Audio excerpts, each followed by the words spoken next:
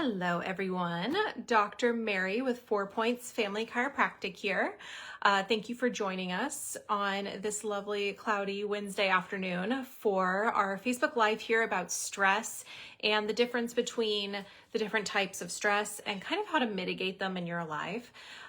We talk to patients a lot about this. We talk about a lot amongst ourselves. Stress is one of those ubiquitous things, and there's particular opinions about it and how it affects your body, though you've surely noticed how you do personally on your own. So I'm going to kind of discuss the differences here.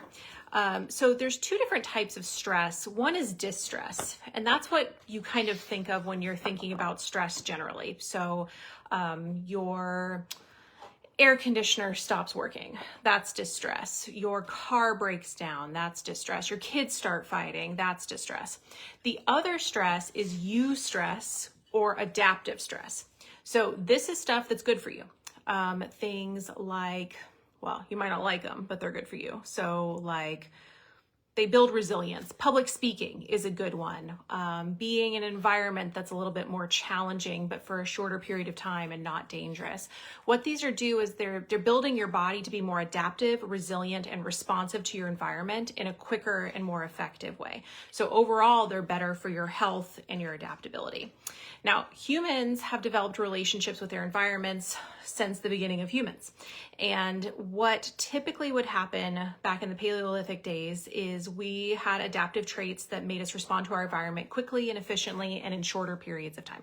And it was when stressors presented themselves. So the proverbial saber-toothed tiger, right? That's when we were being reactive. Now, since pretty much the Industrial Revolution, so sorry, there's a cat right here, which is just par for the course. Just gonna knock the whole thing over. Okay, so since the Industrial Revolution, we've adapted our environment in a particular way. And the way we've done that is by seeking ease and comfort in our daily life. So we've actually designed our environments to be this way. So like the more technology that gets developed, things like AI, even the gas-powered car, all of these things are making our lives easier, but what they're really doing is changing our adaptation to stress and how we respond to it. So basically, our stress response should be geared towards dealing with short, intense, and infrequent stressors. So again, you're missing a meal. There's a snake in your path.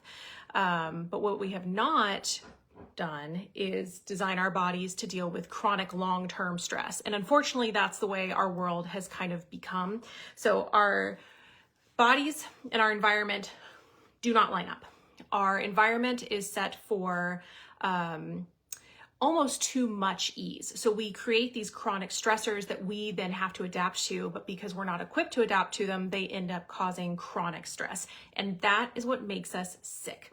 So you'll hear people talk about going from ease to dis-ease and then to disease. And that's exactly what I'm talking about. The stress makes us ill.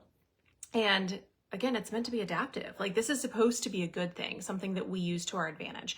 So let me just briefly describe a stress response based on my own experience. I like to garden, so I am in the backyard a lot, and I believe in kind of the natural type of gardening, so less chemicals, kind of letting nature do its thing back there.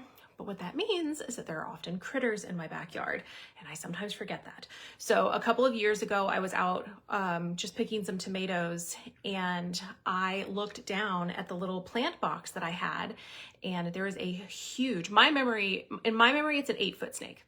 In real life, it was probably like a 4 to 5 foot snake, but it was coiled around my little plant box. So I don't remember moving away from this snake. All of a sudden, I was across the yard. My monkey brain took over. Turns out I'm quite fast. I was across the yard before I even realized what had happened. But physiologically, what happened to me is actually pretty interesting. So my body, my amygdala, sensed fear and stress. And so a whole different cascade of things happened in my body. So it was a bottom-up response, right? So my respiration rate went up, my heart rate went up, My blood pressure rose, my liver started secreting glucose, a particular amount of glucose. It's enough to make my big skeletal muscles contract quite quickly. And that's what got me across the yard very fast, like a track star that I am. My pupils dilated because my field of vision needed to become that snake and that snake only, and then my escape route. So my field of vision, basically everything around me disappeared, right? You only are focused on the threat. My adrenaline went up, my clotting factor went up, so that should the snake have bitten me, I would have been able to clot fast and not bled to death, which, like, a snake bite's not going to kill me. Turns out it was a rat snake. I went back to investigate. But I had all of these physiological responses that were stress, but they were good stress. They were adaptive stress. Now I know that I can respond to something like that quite quickly. My nervous system has built that memory. That response itself was built on another memory of some other stressful thing that happened long ago to me. And these are things that you develop as a child, by the way, that stress response, that reaction. You want that neurological memory in your body. But then it was over. I knew I wasn't in danger. It was fine. My body returned to homeostasis. That was quick. It was furious. It was fast. It did what it was supposed to do. Now, the chronic stress, the problem is that as far as our body is concerned, even if logically we know it isn't, the snake's always there. Even if it's not right in front of you, it's in the room. And your body is reacting in such a way at a low level. So we often talk to patients about this in neurological terms. So your nervous system has two operating systems. The sympathetic is fight or flight. It's what I just described with the snake. The parasympathetic is where we should be more of the time, most of the time. It's where we rest, our digestion is good, our blood vessels are dilated, our heart rate's low, our respiration's low, our adrenaline is low, clotting factor is low, all of these things that help us just respond to our environment in kind of a slow, easy way.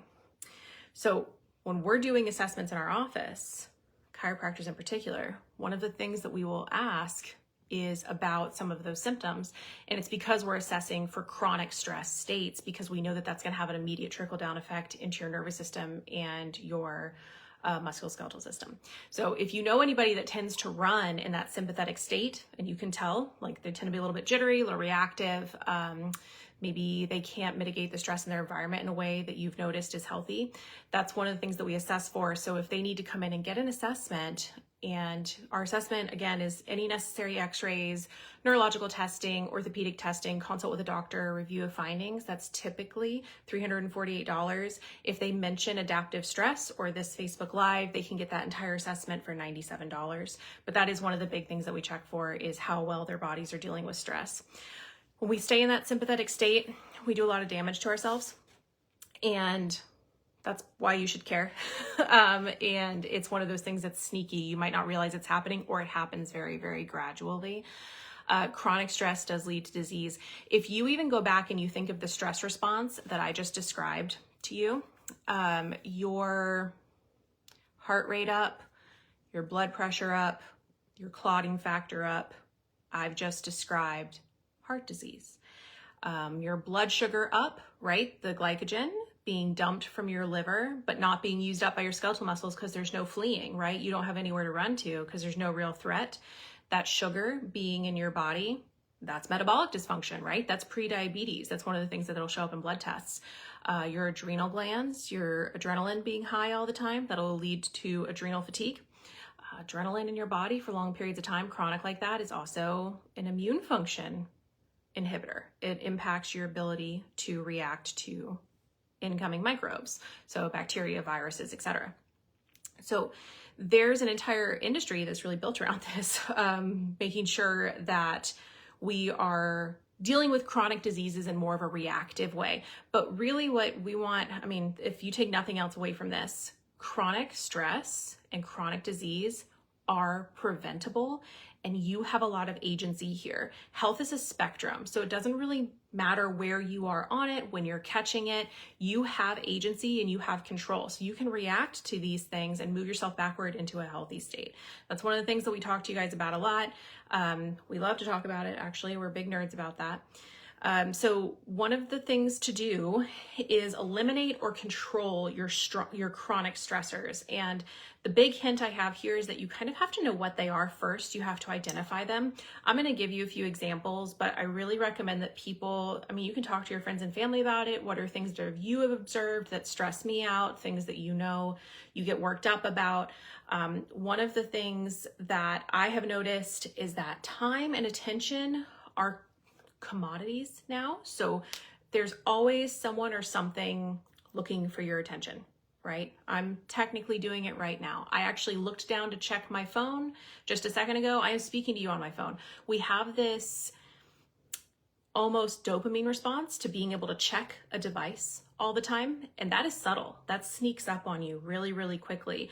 But social media, news is 24 hours now. It's a 24 hours news cycle. It's all meant to stimulate you. Some of it's meant to agitate you.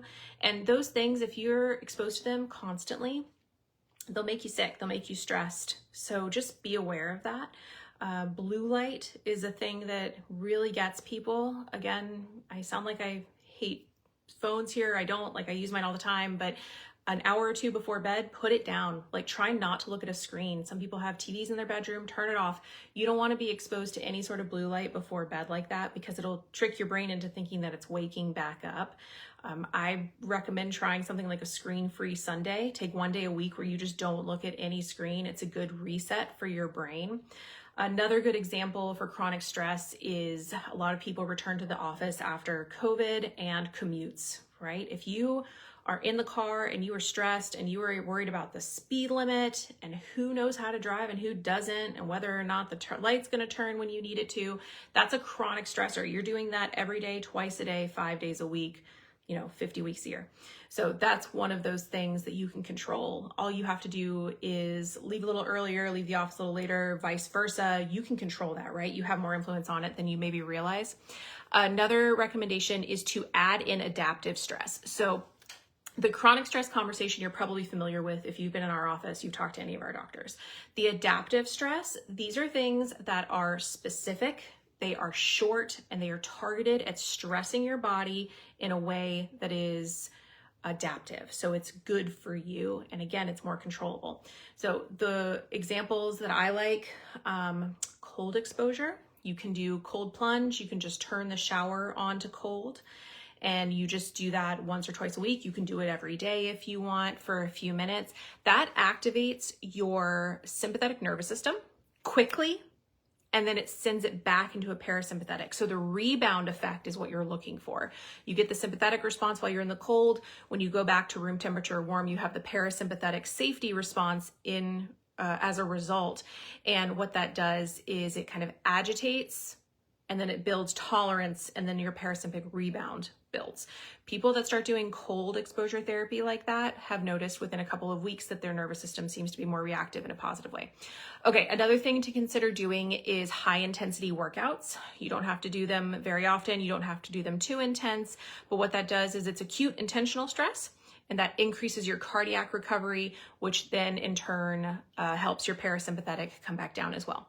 Breathing exercises, that's a really good one. You can lump in things like Tai Chi and meditation into those as well. But controlling your breath is breath holding training in particular. Short breath holds, they stress the nervous system in a controlled way, which actually in that research, it's improving your anxiety sensitivity. So if you can control your breathing, you can control your anxiety a little bit better. A good resource for this is if you look for any course that trains people who do free diving. Those are really, really good courses, good information. You don't have to go free diving, but that breath training is really helpful for this. Intermittent fasting is another intentional stressor that you can put on your body. And that's just mild metabolic stress. And what that does is it increases your mitochondrial function and your body's ability to get rid of dead cells. So it's just getting your body turnover rate higher. Some people do it every day. It's a stress resilience exercise. Some people do it less often. And there's different ways that you can do it. Deliberate discomfort. So I was talking about doing a social media detox or something like that. That's uncomfortable. That's a discomfort thing. Putting the phone down for a whole day is discomfort. If you want to go extreme, you can do something like a silence retreat or a challenge like that. Public speaking, again, that's probably my biggest stressor for something like this. That's like controlled, limited stress. Those are things that you can consider as well.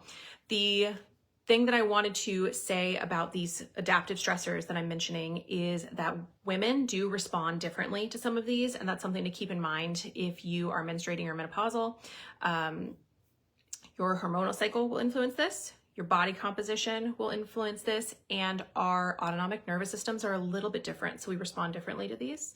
So women tend to do better focusing on down-regulating the nervous system, so meditation, breath work, good sleep. But if you're going to try any of these, the cold exposure, we are more sensitive during the luteal phase, so you want to decrease the duration of the cold exposure. Do it more in the morning. We're better in the morning for that. And you can decrease the temperature. It doesn't have to be, or increase the temperature, decrease the cold. It doesn't have to be freezing cold. The high intensity workouts are better in the first half of your cycle. In the second half of the cycle, women respond better to low intensity steady state. Keep that in mind. Breathing exercises, those are fine. You can do those anytime, anywhere, anyone. Intermittent fasting, men tend to do better at the 16-18, so 16 hours of fasting, 8 hours of eating. Women do better at an even split, 12-12, and not as often. So keep an eye on that as well. But that's something to just be focused on as well. Pay attention to that. So again, these are just things that you can do to help kind of conceptualize your stress levels and where they're coming from and what control you have on them, because it is one of the biggest things that we see will cause chronic stress. We see it show up in your nervous system and your neuromuscular system, your muscles, kind of that tight, like posture issue stuff. But again, we hear all the time people have these things showing up in blood work, chronic issues, and it's so easy to treat that symptom and not interrogate what the cause is. So I urge you to do it. Just have a think about it. And again, if you know somebody that needs to be assessed for any of this, for their nervous system function, we include that in our exam. So our exam includes neuromuscular function, any necessary x-rays, consult with a doctor, orthopedic testing, neurological testing. We typically charge $348 for that. If they mention this podcast or adaptive stress, they can get that full exam for $97. By all means, if there are any questions you have, drop a comment below. More than happy to answer them. Thank you for tuning in. I hope you have a